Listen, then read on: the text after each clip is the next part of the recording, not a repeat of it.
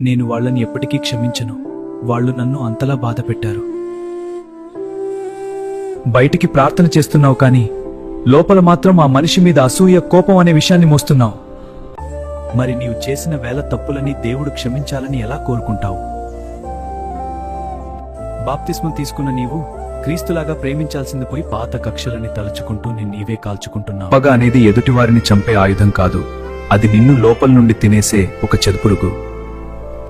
మనుషుల అపరాధములను మీరు క్షమించిన ఎడల మీ పరలోకపు తండ్రియు మీ అపరాధం క్షమించును.